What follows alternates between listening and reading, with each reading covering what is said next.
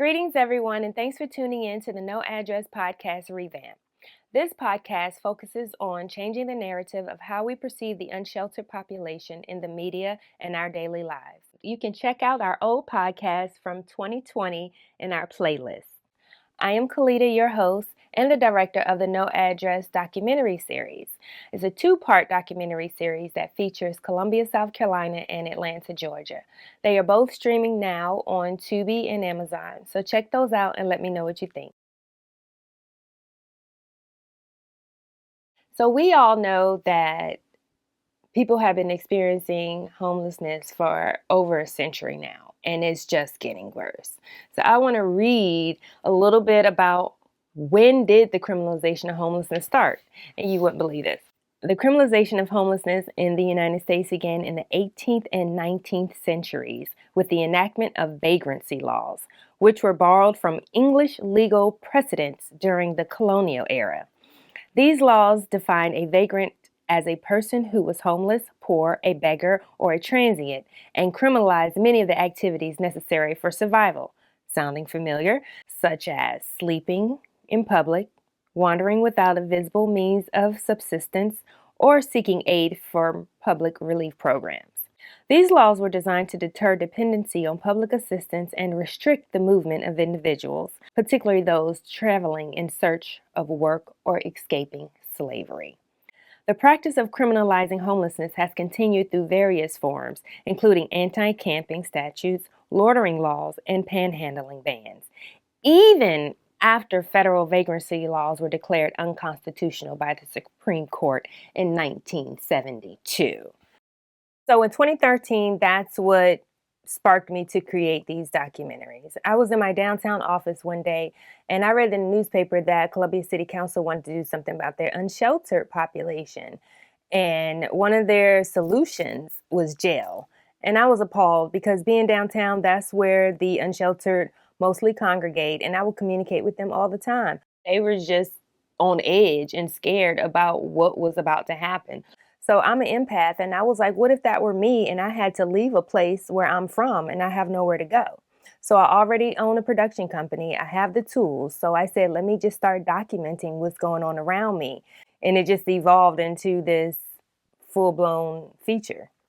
So let's talk about how it has really revamped over those years. The criminalization of homelessness was revamped most recently in June 2024 with the U.S. Supreme Court's decision in Grants Pass versus Johnson.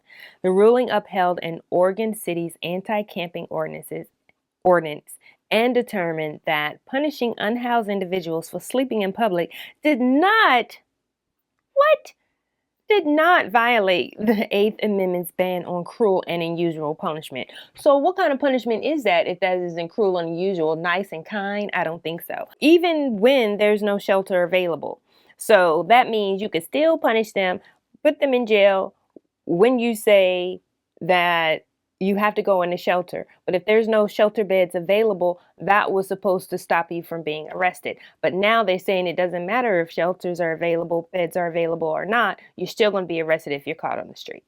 Okay, that doesn't make any sense. So this decision has led to a wave of new laws across the U.S. with over 320 bills introduced and nearly 220 passed in the following year to criminalize activities like sleeping, camping, and loitering in public places. So that means that this is what you want to do. You do not want to solve this issue because if you're going to put 320 bills on the books to keep people unhoused and in jail to meet your quota, you're not trying to ever solve this issue. You're putting a Band-Aid on it and you're pacifying the situation when people are suffering every day. But we want to constantly blame the individual, but we know that this is really a systematic issue. I don't care which way you look at it. So additionally, let's come on over to 2025. So last year, in July 2025, a federal executive order was issued urging cities and states to intensify enforcement against unhoused individuals through arrests, fines, and involuntary institutionalization furthering expanding punitive measures. So it's like you really, really, really are working hard to put people in jail because of their social status or economic status. This is pretty sad. So let's go over some of the penalties and ordinances. So we referred to grants passed in Oregon, that Supreme Court decision. So the initial violation is a $295 fine. So if you are unsheltered and don't have any income coming in, how in the world can you pay a $295 fine? So repeat offenders may be banned from parks for 30 days, and violating the ban up to 30 days in jail and a $1,250 fine for criminal trespass. Now you're a criminal. Now you have a felony charge. Now you can't get housing. You can't pay for your fine. So you get a FTA, a failure to appear, and then now you're a felon. And then your whole life is just screwed after that. Like once you're a felon, then many of your rights are taken away.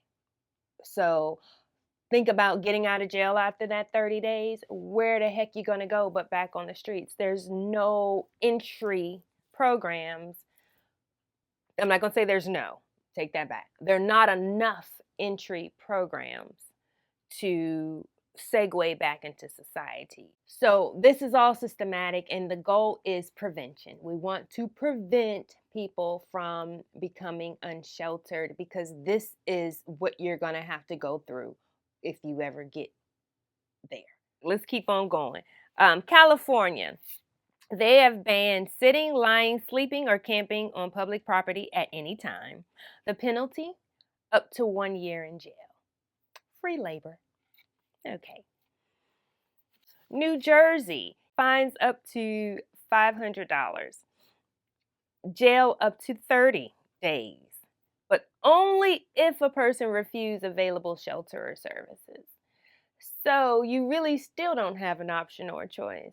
What if there is a shelter? See me, I'm a little OCD. I probably wouldn't want to go to a shelter. I would try to go find somewhere to hide out and be safe, right? But a lot of shelters are filthy, dirty, nasty, violent, unkempt, bad food.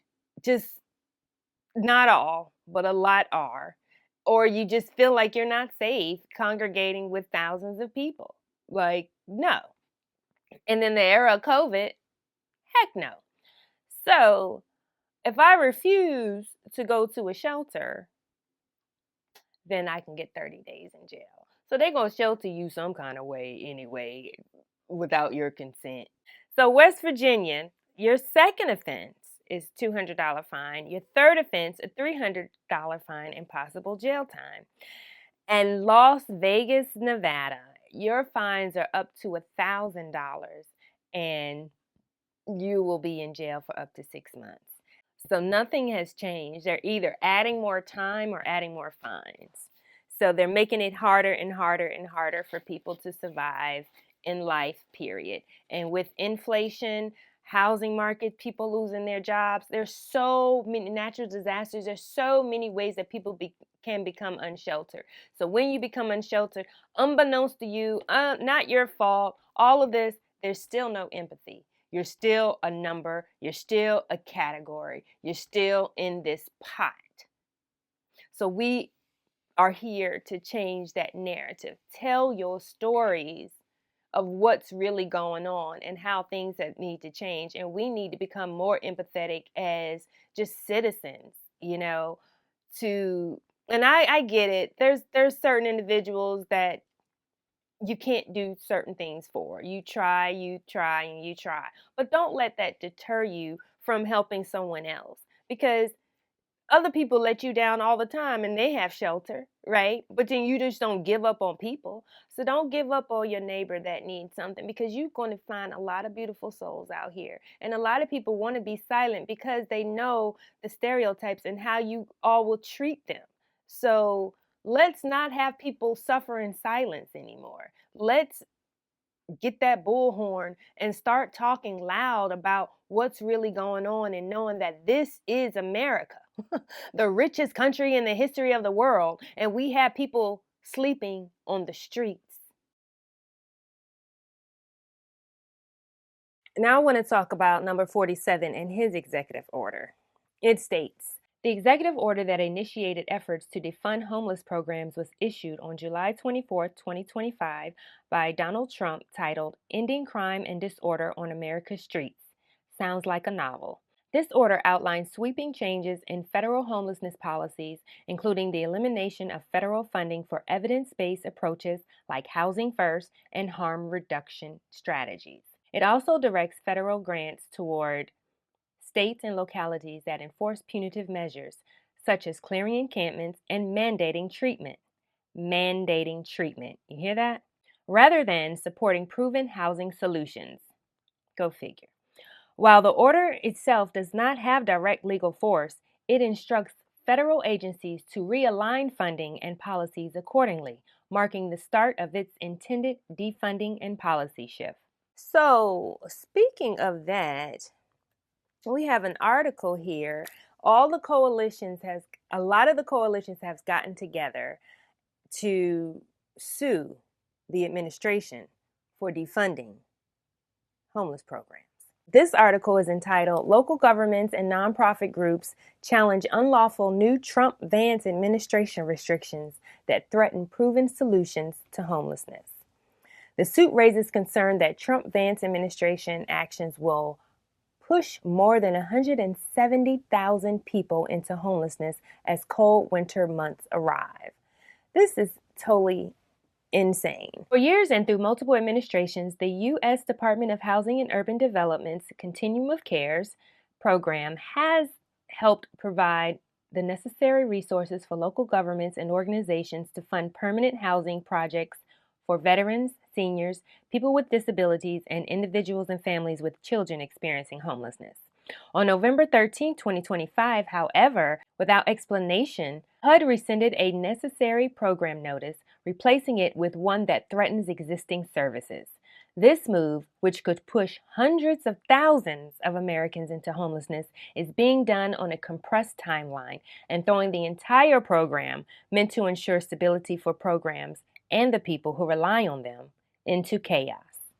All right, so I'm going to skip around this a little bit. So after a decade of prioritizing evidence-based approaches that reduces homelessness, as the complaint explains, the new Notice of Funding Opportunity, also known as NOFO, for FY25 upends the stability of the program required by law. To skip down, the NOFO makes drastic changes at every step of the process by changing the types of projects eligible for funding, the criteria for selecting awardees, and the conditions grantees will be required to accept in order to receive funding. If it's not broke, don't break it. So now this is making it even harder for people to qualify for funding. So let's talk about what are we doing. So the coalition behind the legal challenge includes the National Alliance to End Homelessness.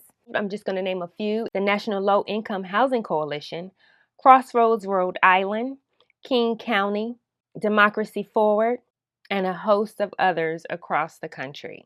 And I will put a link to the actual complaint in the description so you can read it all for yourself, because somebody needs to hold these people accountable. You can't just things that were actually working. You can't just take the funds away and then just say, hey, what are you going to do? Now the funding is gone, more people on the streets, then now you can arrest them. You see the domino effect? We are trying to prevent that. So kudos to those organizations that are stepping up and doing something about it. So I do want to leave you all on a positive note, because I know this topic is very heavy and we want to show light to those that are bringing it. Rick Steves steps in to save Seattle Area Hygiene Center serving homeless residents. Let's listen a little bit. A Seattle Area Community Center is getting a second life, and that's a big deal for more than 700 people who go there for a hot meal or a shower. The center said in November it would have to close, and then a very well-traveled TV host stepped in. I was checking my email, and it came through the website, and it was from Rick Steves. Hi, I'm Rick Steves, and it's Christmas time in Europe. Yes, that Rick Steves, the guidebook author and public TV host who has taken viewers across Europe, from the boulevards of Paris to the piazzas of Italy. But there's another side of Rick Steves, who has lived just north of Seattle for nearly 60 years. He's deeply invested in his local community. You know, when I first learned about this, I didn't even know what a hygiene center was. He quickly learned that they're an essential resource for people experiencing homelessness, a place to shower, wash clothes, and just get out of the rain for a few hours. This is Seattle, after all. Even bigger, it was a place for community. It's community among homeless people, and it's also community among people that care enough to get out there and volunteer. So Steves bought the building and the land beneath it for $2 million. An additional $400,000 came in from community donors, money that will go toward renovations and expanded services. After initially keeping the purchase anonymous, Steves went public last week. He says this isn't about charity.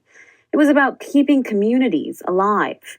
But he also says private donations are not a catch-all solution, and that meeting basic needs should be a public responsibility. And a smart national budget should reflect my love thy neighbor ethic. For now, Steve says he's happy he could step in, but he hopes the takeaway goes beyond this one building and towards what a community can do collectively. All right, so thank you so much for tuning in. I appreciate you. Don't forget to like, subscribe, all that good stuff, and visit our website at noaddressdocumentary.com to learn more about our films and our nonprofit, the No Address Foundation, where we are obtaining land to build alternative and sustainable housing for low-income individuals and families. So thanks again, and we'll see you next time. Peace and love.